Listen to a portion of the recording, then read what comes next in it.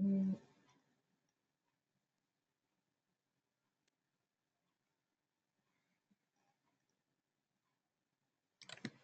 Well, hello everyone. My name is Leanne Phillipson-Webb. I am the author and founder of Sproutright. I'm really glad to have everyone here today to discuss having a festive and healthy holiday. Those two things can actually go hand in hand, believe it or not. I have muted everyone, just as you can see in your chat box there, just so that we can get through the material. Do type in any of your questions that you have as I go along, and I can always send you the presentation after if you need anything to go over again. I really love to have your questions and think that it really enriches everything, because I do find that if you're thinking it, somebody else most likely is in the group, but maybe doesn't feel confident enough to ask. So please do go ahead and ask as many questions as you need to. So let's talk a little bit about what's coming up in this webinar. So we're going to go over navigating a family get-together or party, because there are so many of those that are coming up. Also, some kid-friendly foods that are really fun and really make a good impact on what you're going to take with you. We'll talk about healthy home, including fast lunches, and avoiding colds and viruses, which do tend to plague us over this time, unfortunately. So let's start with navigating the family get-together.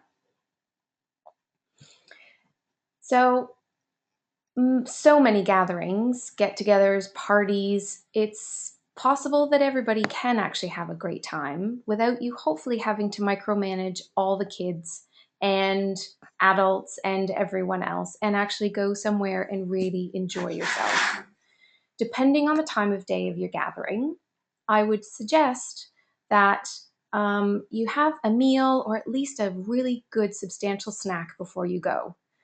It'll slow down the kids heading straight for the chip bowl as they get there, or you heading to the dessert tray because you're so tired after getting everybody ready. And you've got to manage meeting all of the family members that are there that you only get to see once a year, and you need a real good energy boost to do that. So when you are actually getting yourself and the kids ready to get out of the house on time so that you're not late again, then lunch sometimes can be bypassed, or maybe you don't get as much in as you were hoping. So a nice little meltdown might ensue as soon as you get there, or your child or children might ignore the most important person at the party that really needs to have that big hello and hug and fantastic personal greeting, because they don't get to see your kids that often. And being embarrassed about that is definitely not going to set you off on the right foot. So snacks in the car on the way there can also be a really, really good thing to do. But either way, on the way there, I do suggest that you really suggest talking to your kids about who's going to be there. What kind of party is this? Is it actually a party where it's going to be buffet style? Are there going to be people carrying around trays where they're going to have to ask for them to lower it down for them, or pick off one or two off of a tray or something like that? And who's going to be there? What family members maybe they didn't remember, or anything like that, so that as they get there, they're really prepared for what's coming. If it's a sit-down meal, what are their manners going to need to be like?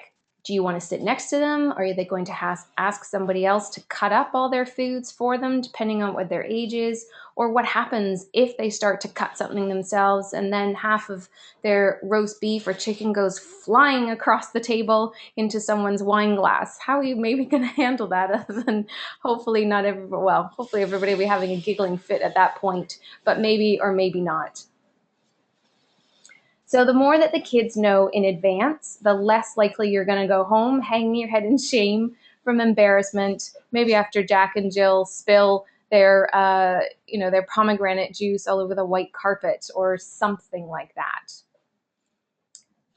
Your discussion about table manners can also include, where does the napkin go? What if they can't cut something up themselves? And really how to go over the top with their pleases and thank yous, because they're going to have a really big grin on their face as somebody says, oh my goodness, you've got such lovely table manners. They get a sense of pride out of that, as well as you breathing a sigh of relief that they've actually remembered. So if your kids do tend to head straight for the sweet tray or the chocolates or anything like that, then talk about the when then rule. Maybe after they have eaten something, so when they're finished, whatever it is that the meal is, buffet style or whatever, then it's time to go on to the dessert table and indulge in some of those sweet treats. Anytime before that, it's not quite time yet. So, how many vegetables do they have to have? How much of the chicken or the meatballs do they need to eat? A rough guideline that, of course, can be massaged once they get there, depending on what the taste is. If it's too spicy or anything like that, then of course they're going to have to try something else. So, what about some kid friendly foods to take with you? I do find that as kids get more and more involved in cooking, being in the kitchen, they really take a sense of pride in what's going on. Also, you can use the sweet table or sweet tray as motivation for actually finishing off a good meal first and showing off their table manners. So, if you, let's say, have to take something along to a potluck, you might kind of cringe at the thought of taking something homemade with you. Perhaps you're not a good cook or you're not comfortable in the kitchen. On top of that, the meal or snack has to fit the bill of being completely allergy free. So that can also be really tricky. Most kids are going to go for colorful and fun foods, and they're going to have a good giggle, get out the cameras, and start taking pictures of something like what I've got right here. These strawberries, my daughters and I made a few years ago, and we continue to make them every year. They get a little bit less wonky as these little guys' faces are over time, so they're really starting to master it. So in these little strawberries are some whipped cream. We've cut the tops off the strawberries, and then they just need to be cut on an angle, stuffed with whipped cream on the inside. It even looked like they're whipping in this particular picture. It didn't completely happen well. You stuff a little bit on the inside, a couple of little dots of mini chocolate chips, and then a little dollop on the head to look like Santa's. So that's really a lot of fun for those kind of things.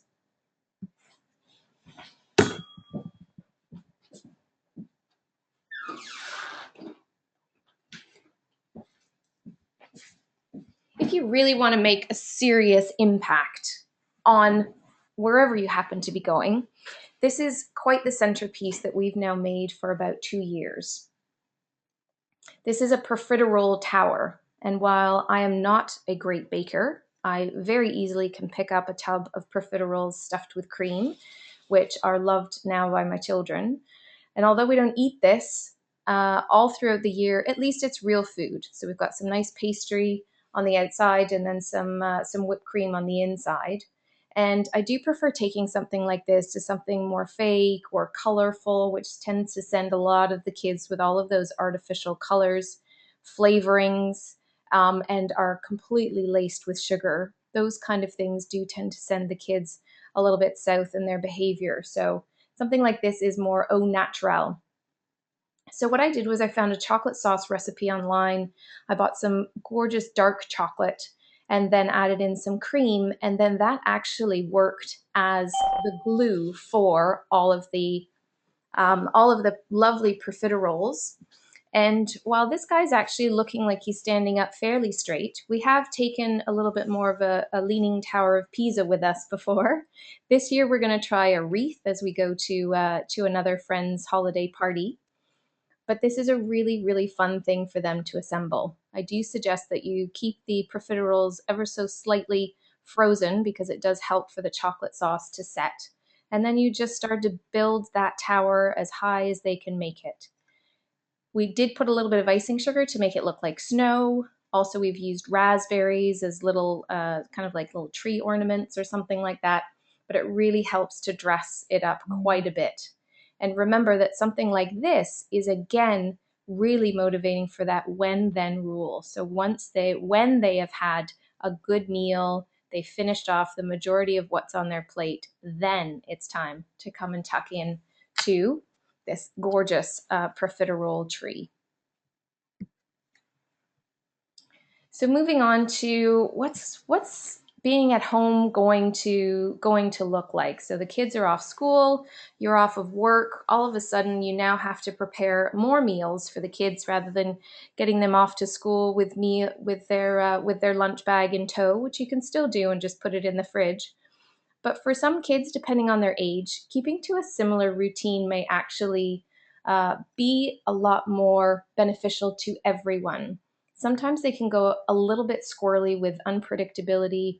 Kids more in the toddler age group for sure, because if they're not getting their meals on time, you definitely have the chance of seeing a lot more meltdowns, unpredictable behavior, and that just makes it really difficult for everyone else.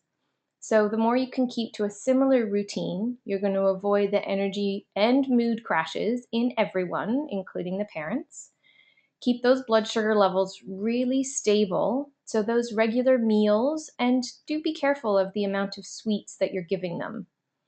So, take a little bit of time at the beginning of the week when you aren't under as much pressure and you're not getting the "I'm hungry, mom" all the time, and the kids pulling on your sweater and saying, "I need something to eat," or maybe they can't even articulate it, and you're seeing them fall on the floor and arguing with the other kids and things like that about the toy they just took. It could actually be from their blood sugar dropping quite a bit because you don't remember the last time they had something, or their last meal resembled a lot more of chocolate coins or something like that. So they will crash in the end, which is really not a lot of fun. So at the beginning of the week, chop up a bunch of fruits, vegetables, put them in a container, keep them in the fridge, and let the kids know that that's the place to go when they need a snack. And again, adopt that when you've had some of the vegetables or the fruits that you've prepared, then you can move on and discuss something else. That when then rule, which I learned from my great friend and parenting expert Allison Schaefer, has come in extremely useful so many times. Dips, hummus, all of those kind of things really help to give staying power. Tzatziki is one of my daughter's favorites, so that she'll have with some carrot sticks or even some cucumber, and that will keep her going for a lot longer because it has some protein in it, and then depending on the type of yogurt that the tzatziki has got in it, that fat also slows down the release of those carbohydrates, so really keeps her a lot more balanced and a lot more of a pleasant child to be around if we're going to be doing something like going skating or be out and about all day long. So it really is a win-win situation for all of us. Have some freezer meals on hand prepared so that you can just take them out in case you get home late or one night you really don't want to actually cook. And look through your new ebook that you've received today for lots and lots of different recipe ideas. But some of my favorites are the chicken pot pie, the bean burgers, maybe some fish cakes, meatloaf. There's also meat burgers in there as well with tons of vegetables. It's a really sneaky way to get them in there for any picky eaters. And also the lentil shepherd's pie, which makes a really nice change if you have any vegetarian guests coming over, or you just fancy something a little bit different after you've eaten turkey for about the past 4 or 5 days. So there's a lot of recipes in there that you can really change up and store any leftovers for the next day's dinner or lunch, or then eventually have a mix of a few different dinners and lunches that have resembled the past 2 or 3 nights. If there are more chocolates and treats hanging around, it's really good to discuss or talk about in advance what's going to happen. When, at what hour, like maybe an adult and a glass of wine at say 5 or 7 or whatever that looks like. For your kids, discuss when are the treats going to happen. Is it going to happen on a daily basis? Maybe it's going to be a certain time of day, after lunch, mid-afternoon, after dinner, whatever is going to work for your family, because the holidays definitely are synonymous with eating a lot more sugary treats than what you normally do. If your kids are not into sugary treats, then there may be something else that they fancy instead. But again, in advance, it's really good to talk about what that's going to look like. That whole free for all of, oh, look what I got! Look what I got in my stocking, or look what treats that somebody gave me at school, could end up being breakfast, and then basically your day is going to be on a completely different trajectory because of what they've eaten at the beginning of the day. I have definitely drilled into my kids that candy with colors are not good at any time around this time of year, as they've just built a gingerbread house. They did actually do really well in not scoffing everything before it went on to the gingerbread house, but already that they know that it's not necessary for eating, it's more for building, and then we will donate it to their great grandmother's nursing home for um, all of the other grandparents that are there to enjoy their lovely creation.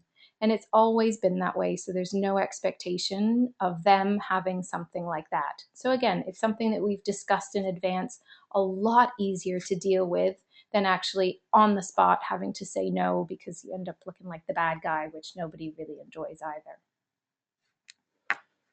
So remember to type in any questions that you might have as I go along, just on the side of your screen there under the GoToMeeting chat. So what about easy lunches? So not only do you have to feed them breakfast, then not too long after, then you've got to get back into making lunch and then again dinner.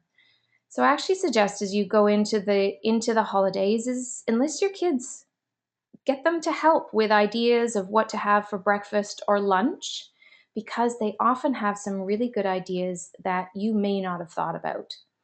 So try not to let it be such a drag. Maybe your kids get their lunch cooked for them at school, or maybe they have some other situation. So making lunches may be a novelty or may not be a novelty for you.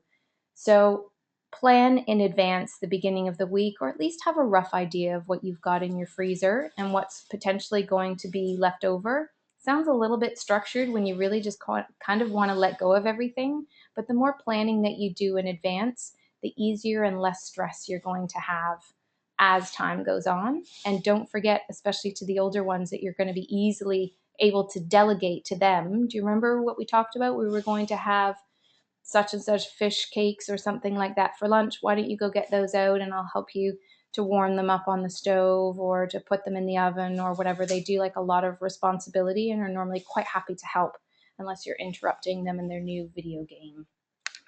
So leftovers are perfect to reinvent into something completely new. Maybe you've got some leftover Mediterranean chicken, which is another recipe that's absolutely delicious in your ebook that you've received, and goes really, really well with the sweet potato and coconut soup, which is another recipe in your ebook. So you'll have lots of good uses and good recommendations for this. I do suggest maybe make a couple of big batches of soup. That sweet potato and coconut soup freezes beautifully, as well as my favorite soba noodle soup, which has some miso in it. It's great for anyone who's recovering from flu, sickness, or anything like that, because you're making it with hopefully homemade stock. Adding in the miso paste to that as well is incredibly nourishing for their system. So some kids really enjoy salads and some of them really don't. Took a long time for especially my youngest daughter to get into eating a salad. And I've realized that it's all about what the dressing is. So we have some absolutely lovely balsamic vinegars that they really enjoy. And as soon as that's sprinkled onto pretty much anything, they're going to eat it. So whether I've got a few greens or potentially the curry quinoa salad, maybe they want a little bit of their own dressing on top of that, because that's a really, really quick and delicious recipe to make. Has super duper staying power and uses up any chicken leftovers if you choose to add that, or even you could use turkey leftovers, and really keeps very well for about 2 or 3 days. Another favorite recipe that we use a lot is the frittata recipe that you'll find in your ebook. It's fantastic to make just like as a crustless quiche in a normal pie plate. But lately I've actually been putting it into these small or the mini muffin tins, the silicone trays that I have to make our mini muffins from the Sprout Right book. I also make those frittatas in those mini muffin tins, so sort of 2-bite brownie size, but obviously a lot more healthy. And those make for fantastic snacks. Yesterday I sent some along in their lunch in their thermos. They were warmed up with all sorts of additions, some greens, some kale I put into them. So there's a lot of different varieties that you can do with those depending on what your kids like. And those really, really work well. They're also fantastic for an appetizer if you need to take something more savory along to your party. Those fish cakes that we absolutely adore, we've seen a photo of those already, are an absolute favorite. But we tend to do them typically without a bun, although you can add a bun depending on your kid. I find my girls get pretty filled up on the bread first, and I do prefer that the fish goes in there. So you can serve those, say, with a side of steamed carrots, or chop up some fresh and crunchy ones, maybe some cucumber or some celery that you've prepared in advance. So that kind of thing would make for a really quick and simple lunch, just by either warming up the fish cakes or giving them to them cold. Every kid's different in terms of what they like. They need a little bit of enticing. The apple butter dip, which is also in your ebook, is a delicious accompaniment to anything. That recipe I do tend to smother over any kind of fish, and my daughters will eat it, no questions asked. They don't dislike fish, but sometimes depending on the one or the evening, they may not love it. But with that on top, it's absolutely delicious. I do also add that recipe into a lot of stir fries, jazz up any kind of leftovers again with that. So it's a really firm favorite that you can use in so many different ways. And then also in your ebook, there's endless sandwich filling possibilities that you might want to take a peek at. You can serve those in a wrap for a little bit less carb. For smaller hands, it's really good just to stick in a toothpick to keep that wrap all together, and then cut it up sort of into little pinwheels. That makes a really fun, happy face on their plate so that they can uncover maybe what's underneath, depending on what their age is. You can also stuff into a mini pita or into a half of a pita, or just stick to your normal bagel or even bread, remembering that that's an awful lot more carbohydrate depending on how they're doing in the energy. With their energy, are they up, are they down, are they crashing? All right, so let's get into the flus and the colds. So I don't know if anybody has experienced any viruses or any colds or anything like that going around. We've been hit with something, and then we also hear at school that there's a few other colds and things like that already that have hit the kids. And as they love to share their germs so well, of course, they'll then bring it home to us. But what does tend to happen so commonly is, as that downtime comes, once the busy work is finished, once all the wrapping is done, and maybe some of the parties are starting to slow down, interacting with all those people, who knows what you've picked up at that point. So maybe the fact that you've been so stressed, or the kids have been so stressed, maybe it's from all the different foods and drinks and things like that you've been having, that's a little bit different, that it's suppressing our immune systems. It is something to really be aware of, that there's a lot of prevention that can come in terms of what we're actually eating or not eating, drinking or not drinking. Now, not to sound like a complete party pooper, but definitely having those glasses of wine or champagne or bubblies or whatever it is that you're having over the holidays, unfortunately, will depress the immune system quite swiftly, along with all of the sweet treats, the chocolates, and all of those kind of things that we tend to overindulge in over the holidays because it's just there. If you've done your shopping and there's so many other things that are easy to pick up to bring home with you, and you think, well, I'll just do this or I'll just do that, then it's it's a good time to try and do a little bit of moderation in terms of what's going on with all of those sweets and things like that. So although we're really, really busy and it's easier to grab a lot of the more processed foods and things like that, it's a good time to have a few of those immune boosting remedies I'm going to talk about in a little bit, for just to have them on hand.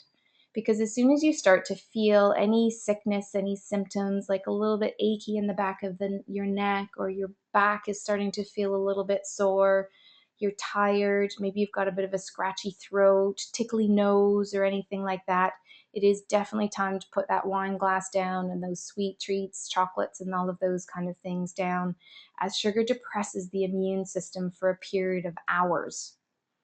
Although, as you start to feel run down, you tend to want those sweet treats to just give you a boost to be able to get through whatever it is that you need to be doing. Maybe you're in an activity or you're gone skating with your kids or anything like that. Then you do feel like you need, oh, just need a bit of sugar or something like that to get me through. It's actually the worst thing that you can do. In terms of prolonging everything, any flu or virus that may have hit you, then getting rid of that sugar as early as possible in how you're feeling definitely will help.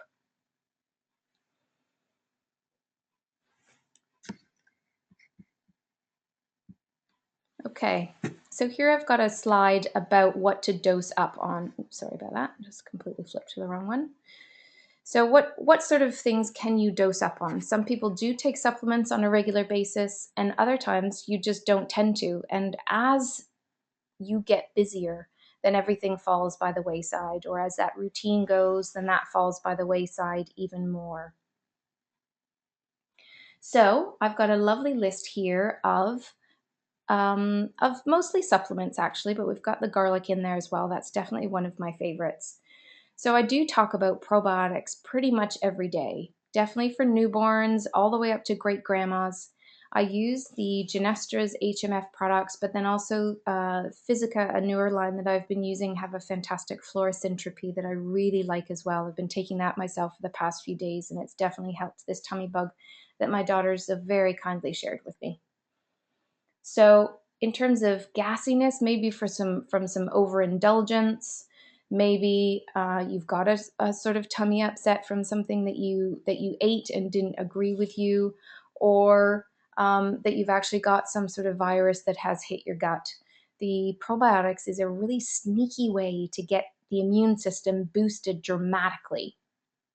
80% of our immune system, or more, according to some, is located in the gut. So when I talk to babies or talk to parents of babies who are shoving their hands and toys and all those kind of things in their mouth on a regular basis, they really start to understand that that is such a portal for bacteria to get into their system and cause any kind of upset.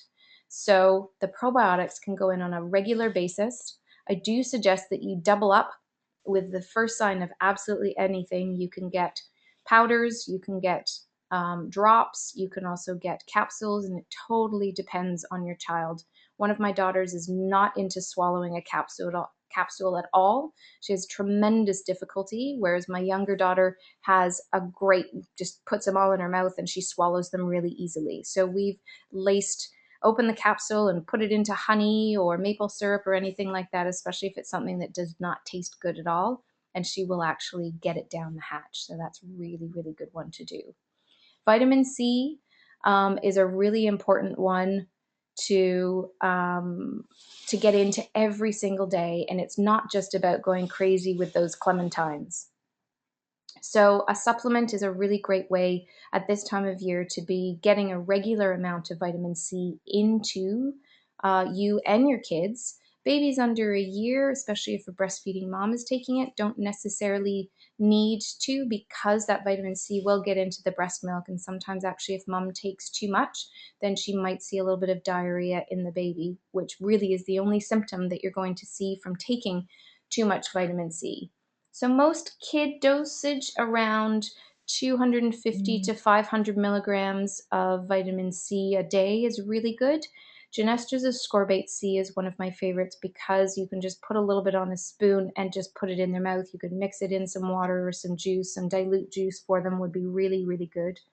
But for adults, you can quadruple that to be having about 2,000 milligrams 2-3 times a day. If you overdose on it, the only symptom that you're going to see is a bit of a bubbly tummy, maybe a little bit of diarrhea or looser stools, which if you happen to be constipated is sometimes a bit of a blessing, but otherwise if you're not, then you're going to notice it a little bit easier. So a buffered vitamin C will be a little bit easier on the gut, but it's so simple for us to get that vitamin C into us and has so many far-reaching benefits that it definitely is a very swift number 2 to those probiotics on there. I've seen your question, Amy. Thank you so much for typing that in. Is it possible to overdo probiotics? In my experience, no, it just becomes much more of an expensive day if you've taken tons and tons of probiotics. If you're new to taking probiotics, then I actually suggest that you start a little bit lower than sort of a hyper dose, especially if you've got some tummy trouble going on. So let's say that you were going to start with the with one of the Genestra products, which perhaps could be HMF Forte, HMF Intensive. You can't really have that dose, but for adults, I definitely suggest starting at nighttime or taking it after dinner, just in case you end up with a little bit of gassiness or trapped wind, perhaps those kind of symptoms. And at least it's happening overnight as opposed to during the day. If you're giving it to a child or to a baby, I definitely recommend starting in the morning after breakfast. Give it to them maybe in a half dose. So most of the time for a child, an HMF powder would look like about a quarter of a teaspoon. So that can happen once to twice a day. After you've taken probiotics for 1 to 3 days, any symptoms that you've had should really ease off. I don't find as strong symptoms as with the fluorosyntropy as I do with some of the others. So it really depends. We can always discuss what's best for your family afterwards. So we're always happy to help you choose what the best one is. If you take too much probiotics, you're more likely to have a bit of a bowel clear out. For some, not such a bad thing. But for instance, while I've been fighting off whatever it is that the girls have shared with me with this tummy trouble, I've been doing something called a flush, which I learned from Physica. So the first night I actually took, I think it was 12 capsules of the fluorosyntropy and did not have any gut disturbance at all. The second night, because I was actually feeling worse, I believe I upped it to about 18. And then last night I went back down to 12. So I do definitely think it has helped going by the symptoms that I have versus what they have had. So it's something that you don't necessarily want to do forever, but certainly for 3 days in a particular situation is a really, really good thing to do. So I hope that that helps. So zinc is another really important immune boosting vitamin. It's actually a trace mineral, which doesn't get talked about that much. Iron is also important. Zinc is probably more my favorite than iron, but they both are equally important to get into you. You can find zinc drops, you can get lozenges or capsules if your kids can swallow them, and they really, really help that immune army that's trying so hard to kill what's just invaded your body. And having all of that in you is really important just to keep you as well as possible, and also stop any cold or anything like that that does come at you to perhaps go to your sinuses or to your ears or to your chest in some sort of secondary infection, which tends to be far more painful than whatever started, and then heading to the doctor, getting antibiotics, and leaves you definitely more prone to getting something else, as it will take out all of the beneficial bacteria that you've just tried to put in by taking all of your probiotics. So all of these suggestions here should also help you move through whatever flu or virus that you've got quicker, and help to lessen the chance of it moving on to any kind of secondary infection. So echinacea, which is next on our list, it is a fantastic immune booster from the herbal standpoint. So not necessarily to be taken all year long, something that can be taken 1 week on, 1 week off, or 2 weeks on, 2 weeks off, because otherwise your body has a potential to get used to it. It is safe for breastfeeding moms. I definitely took it while I was breastfeeding my daughters to boost my immune system, because when you're so sleep deprived, of course, you're definitely more prone to picking up all sorts of colds and bacteria and allergies and things like that that are going on. So with my daughters, I use one of the syrup echinaceas. It's actually an Unda product called Echinacea, and I use that because it's sweet tasting, although it doesn't have any sugar in it. And it's a great place for me to maybe put some oregano oil, just 1 or 2 drops, if I really feel that their body is not fighting it. A lot of the time, if something starts with them, I'll boost them as much as possible, but I do actually want their bodies to work through it, just hopefully with a little bit less pain whining and mommy, mommy as much as possible, so that they get through it a lot faster. So the oregano oil will kill anything in its path. It's right up there with garlic as well. So it's one that's very, very strong. So I'll drop it in some echinacea syrup for them should I need to. It tastes great, so they don't notice or they don't say, no, I don't want to have it or anything like that. I just make sure that it doesn't touch their lips. So garlic is so amazing for so many different reasons. You can make up a garlic and olive oil for an ear infection. You can use garlic in so many different ways.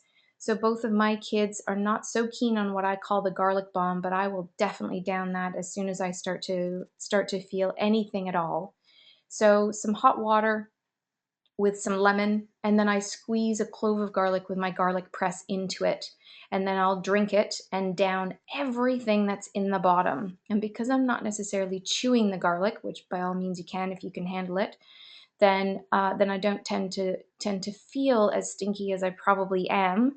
But if I'm sick and I'm not seeing anyone, I don't really care what I smell like anyway. So garlic for my daughters, I will put it on, mix it in with some butter, and then spread it on some toast. Mix it and then serve that with some soup, and that's a great way to be able to get it into them. If your kids find that the garlic's a little bit hot, just add a little bit of honey to it. Honey is incredibly antibacterial, antiviral. I've definitely been known to use even just a normal raw honey, or you could even up it to the Manuka honey. A lot more pricey, but it will really help a sore throat dramatically.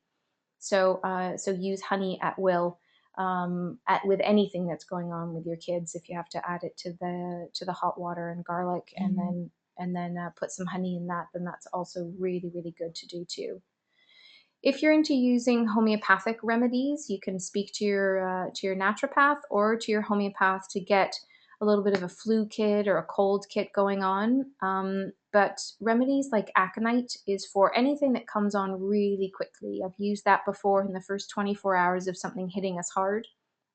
There's also Boiron makes a flu remedy called Oslo or Oscillococcinum, and that you can take prophylactically or in prevention of any flus that are coming, say once or twice a week. And then also Physica have a fantastic homeopathic remedy, so simple for kids to take, called Virotox, which I absolutely love and have used in a hyperdose situation to really just try and slow down whatever it is that's coming at us.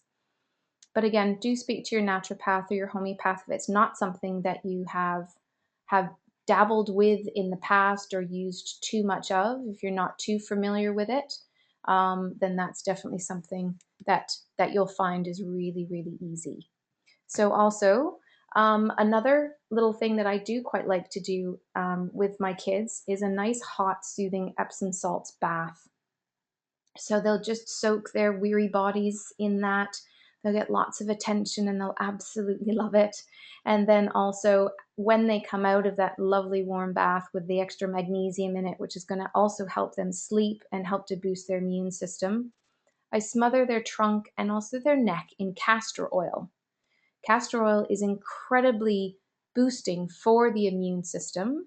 And while most women sort of have that face of, ugh, really, castor oil? You're not drinking it like you might have to try and induce labor, but it really, really helps to drain the respiratory system and boost their immune system. In any situations of constipation, I would put it lower over the abdomen and over the intestines, but over the lungs, if you're imagining their lungs plastered on them front and back, put their pajamas on, that will stick to them like glue, and then they can go to bed with a nice hot water bottle, and that's also really, really comforting for them, and they will definitely wake up in the morning having shifted some of the virus as well at that time. Remember that whenever they do tend to get warm or they get a fever, rather than squashing that fever, it's really advisable to monitor and manage that fever. So although I haven't written it down here, one of my favorite remedies that my kids are not fans of, but I still do it even though they don't like it, is cold, wet socks, which sounds totally counterintuitive, especially for most of the Italian grandmothers out there that think that that's absolutely insane. But if you take some of their cotton socks and you make them wet with cold water, put it onto their feet as they're going to bed, The first time I did this to myself, I made sure that was all flanneled up. I was under my duvet from my head all the way down to my toes. And then someone put on the cold, wet socks onto my feet, swiftly followed by some wool socks. And I actually survived that whole experience because in the beginning it was extremely cold, but it lasts maybe about 10 seconds before you acclimatize to it.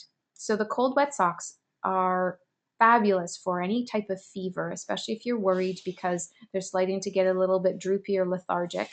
It's because basically around their head and their brain is starting to heat up with the fever. So when you put something cold on their feet, you trick the body into thinking that that area needs to be boosted with warmth. So it redirects some of the heat from the head all the way down to the feet. And when you put them to bed with these crazy cold, wet socks on, it helps to, again, drain the respiratory system. I have got up in the middle of the night to make the socks cold and wet again in event of a cough. It will stop a cough, or I have found anyway, it really stops a cough. That crazy cough that won't stop at 2 or 3 in the morning. And then I make the socks cold and wet again, do the whole thing again, even though my kids don't like it, and then they'll just drift back off to sleep again. So a few extra tips there on top of what I've written up here in the dosing up slide. So just to go over a few of the things that I've mentioned again about how you're going to navigate a festive and healthy holiday, and that is actually possible. That when you're ready to head out to that party, talk to your kids beforehand about what's going to happen. Who's going to be there, what people need the hellos, what sort of things that they're going to be able to eat, or depending on what kind of party it is, do they need to actually save a little bit of room for the sit down meal and take along something that they've had a part in making so that they can feel proud when you walk in with those lovely looking Santa hats or a profiterole tree or wreath or star or whatever it is that you might like to take with you. Should you get nice and organized in the beginning, now that you have your ebook with all of those great recipes in it, get some of those freezer meals at the ready, speak to friends and say, hey, do you want to make this? I'll make that. And then you can share some of the recipes so that everybody's got a little bit of food going on. And get your fridge stocked with some fruits, some veggies that are really easy for little hands to go into and grab. So remember that you need to tell them about that in advance, that that's the first snack that they can go to, rather than coming and pulling on your sweater saying, Mom, I'm hungry, what can I have? Or line up some other snacks that you know that they really like to have, some dips, some crackers, or anything like that. When it comes to those darn lunches, plan them out for the week.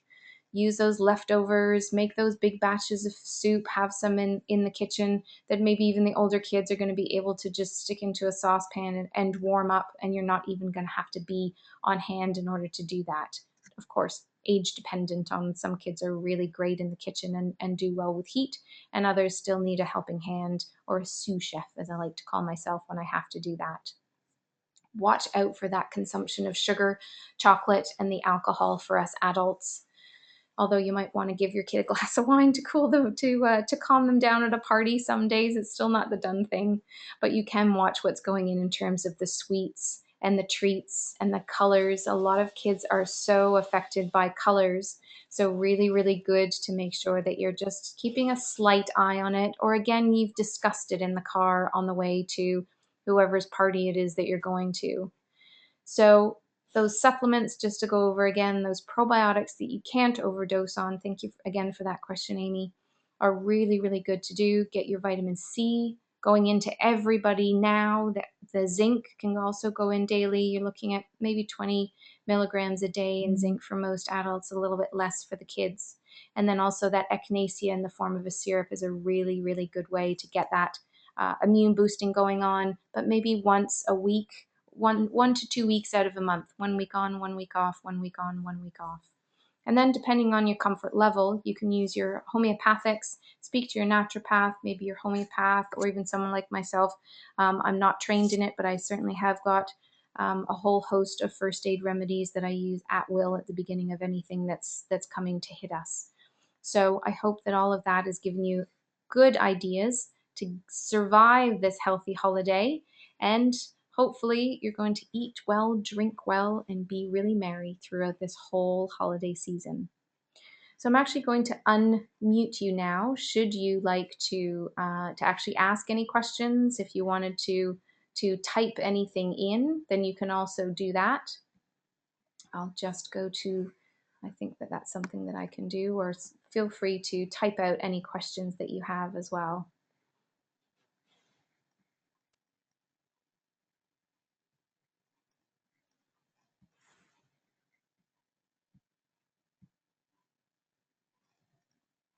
Okay, so Amy, if you've got anything you wanted to say, or Sarah, you've got anything you wanted to say, by all means, go ahead.